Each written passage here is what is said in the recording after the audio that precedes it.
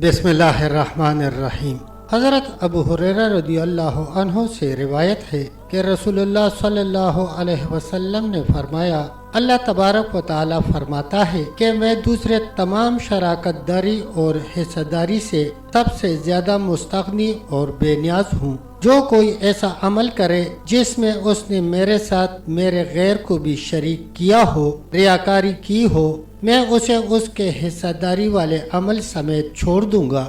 حضرت ابو ہریرہ رضی اللہ عنہ فرماتے ہیں کہ میں نے رسول اللہ صلی اللہ علیہ وسلم کو فرماتے ہوئے سنا، بے شک قیامت کے دن تمام لوگوں سے پہلے جس شخص کے خلاف فیصلہ کیا جائے گا وہ آدمی ہے جو شہید قتل کیا گیا تھا۔ اسے اللہ کے حضور پیش کیا جائے گا۔ اللہ تعالیٰ اسے اپنی نعمتیں یاد کرائے گا کہ میں نے تجھے فلاں فلاں نعمتوں سے نوازا تھا۔ وہ انہیں پہچان لے گا، اقرار کر لے گا۔ اللہ تعالیٰ فرمائے گا، تو نے ان کے بدلے کیا عمل کیا؟ وہ کہے گا، میں نے تیرے راستے میں لڑائی کی، یہاں تک کہ میں شہید کر دیا گیا۔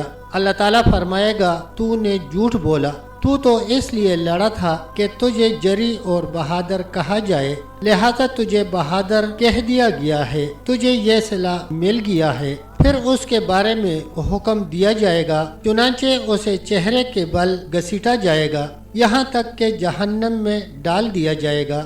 دوسرا وہ شخص ہے جس نے دین کا علم حاصل کیا، اسے دوسروں کو سکھایا اور قرآن پاک پڑھا، چنانچہ اسے پیش کیا جائے گا۔ پھر اللہ تعالیٰ اپنی نعمتیں یاد کرائے گا، وہ انہیں پہچان کر اقرار کر لے گا۔ اللہ تعالیٰ پوچھے گا، تو نے ان نعمتوں کے سبب اور ان کے بدلے میں کیا عمل کیا؟ وہ کہے گا، میں نے علم سیکھا اور دوسروں کو سکھایا اور تیری رضا کے لیے قرآن پڑھتا رہا۔ اللہ تعالیٰ فرمائے گا، تو نے جھوٹ کہا، تو نے علم اس لیے حاصل کیا تھا کہ تجھے عالم کہا جائے اور قرآن اس لیے پڑھا تھا کہ تجھے قاری کہا جائے، تو بلا شبہ تجھے دنیا میں ایسا کہہ لیا گیا۔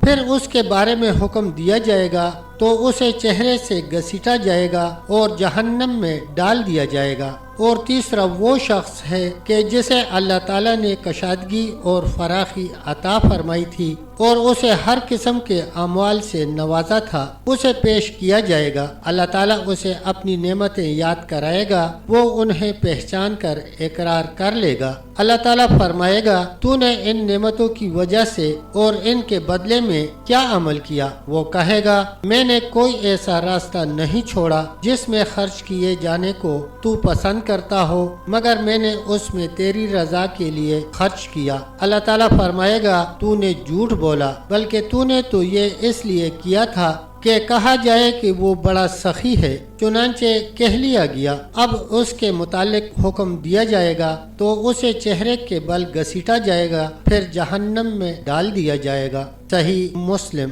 تب تک دوستو اتنا ہی، ملتے ہیں انشاءاللہ ایک اگلی ویڈیو کے ساتھ، تب تک کے لیے اللہ حافظ، اللہ نگہبان۔